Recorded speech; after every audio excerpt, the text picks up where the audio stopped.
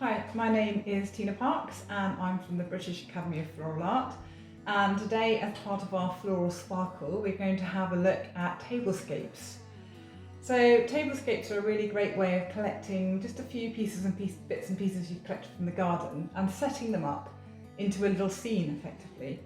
And I didn't have a tray, so I've used a piece of slate to set mine on.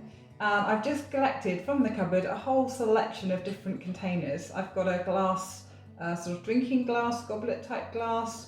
I've got a vase, a modern vase. I've got these beautiful tea light holders. I've got some shot glasses from Switzerland, and I've got a little jug here that's come from Cornwall. So it's kind of really a eclectic a range of containers, and you can just collect anything together just to give you something to hold your different stems in. So now I'm going to add some flower into here. So I've literally gone out and picked what I had in the garden. Now I don't have very much flower in my garden, so I've actually chosen more foliages and different bits and pieces. So these are beautiful. I've got these lovely, this is a stelia, this type of, looks like a phormium, but it's more triangular. If you look at the length, if you look down the length there, you can see it's quite ridged there, which is quite nice. And it has this most amazing, lovely white chalky finish underneath, and then this like reddy bluey tone on the top. So this is the red Astelia, you get a white one as well. So let's put those in here, nice tall, they can go in the tall vase. And then I'm looking at some foliages with a little bit of bracket on there with a bit of colour, which is quite nice. So I'm going to put those in my tall vase, like so. And then I looked for some dark material, and I've got lots of this lovely Pittosporum Tom Thumb, which is this lovely dark Pittosporum, very long lasting, really good foliage, nice and tough. So I'm going to use that in, put that into that tall glass at the back there. And then I have some beautiful Viburnum. So I have this beautiful berry, which is almost like a blue, petrol blue colour. It's sort of like a metallic, it's really pretty. So this is the Viburnum, this is the Tinus, Viburnum Tinus. So I might use that nearer the front, so let's put him into one of those and see. And then I've got actually maybe we might use him at the back, we'll see, put him in the back. And then I've also got the Viburnum Tinus. This is the little bud, very, very pink. And then this, as it starts to open, it goes paler, it goes to white. So it goes through pale pink and then right down to white when it's fully open. So let's put a little group of those in, perhaps in there. Okay, and then I've got a beautiful little hellebore, which is really pretty. Now this one's not going to last so long. This is one of my few flowers along with the little Viburnum. If you want a long-lasting one, is when it's got a seed pod. As soon as that starts to swell, then that will last a lot longer. And a little bit of hebe just to support it.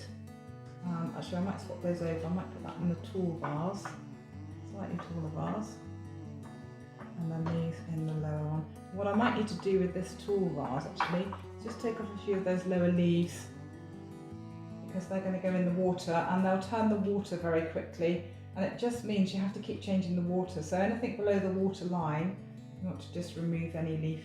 So I've just taken the leaves away from anything that's going to be below the water line.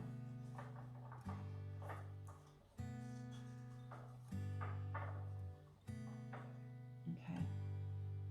So I'm just going to add a few other leaves. Now I found this beautiful leaf. Now this is not something I've grown specifically for this. This is a beetroot leaf.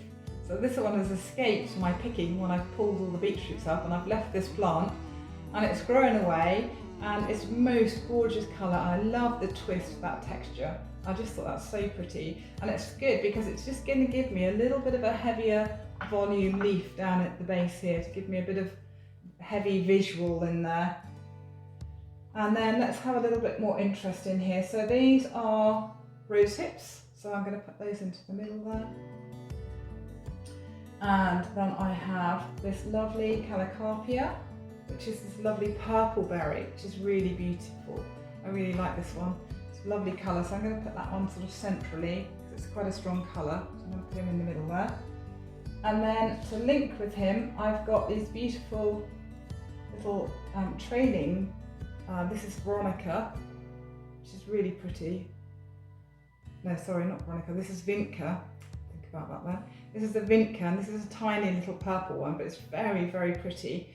And what I'm going to do is I'm going to put it into this container so that it links the purple across and through. And I've got 2 pieces of that one. So let's put those both in so they can link through nicely. Just bring the purple down from that side down to the bottom. So I'm just going to twist it towards me, just so I can have a little see what we're doing. Twist that around. Let's have a look, that's looking quite nice. Yeah, that's quite nice. Balance material coming through. Maybe one more little piece in the other side then. And I've got these lovely pods. These are the seed fruit of the passion flower. And in the garden at the moment, I've got green ones and they've got some orangey yellow ones as well. When they're ripe, they're yellowy colour. When they're non-ripe, they're this green colour. And I'm just going to link that one through as well. Put them in the top there. And what's quite nice is if you can link them through so it helps to follow your eye line down. And then I've just got a little bit of this Mullembeckia, which is really pretty. So they call this the wire plant. It has the most lovely shape on it, and it just adds a little bit of nice dynamic movement. So it can help link several parts of the design. Also, because it's a little bit wilder and it gives that nice freedom, it can just help bring all the materials together then. So I'm just going to drop that down so it comes down onto the desk. I'm just going to encourage that by a little bit of gentle manipulation. So it's quite a woody stem, so you don't want to snap him. But I was wondering if we need a little bit of the, could bring a little bit of the purple down into the base there. So I think that's pretty much there. So I'm just going to turn it around so you can have a look. Let's turn it around. And I'm going to move it a little bit back as well. Just move it back off the edge of the table. There we go. So I'm going to slide it back so you can see it a little bit better. So what we've done is put the darker colours at the back but lifted them forward with this leaf. That helps to give you a nice focal. My key flower is this beautiful hellebore, and then it's sort of supported by this purple Vinca and then this Calocarpia leading up, and then the strong straight lines leading out and this lovely same colour coming up through in the centre, which then comes back down into the centre with these groups of the flower. It looks quite nice if you use a different flower in each one so that you don't mix them up too much. Though I have got some mixing, some of them are quite simple, one thing in each container. And you can just play with them until you've got them visually and you're happy with them. So let's just have a look, turn around, so see what you can see. So there we go. There we go. Lovely. Thank you very much. And we look forward to seeing you again on A Floral Sparkle.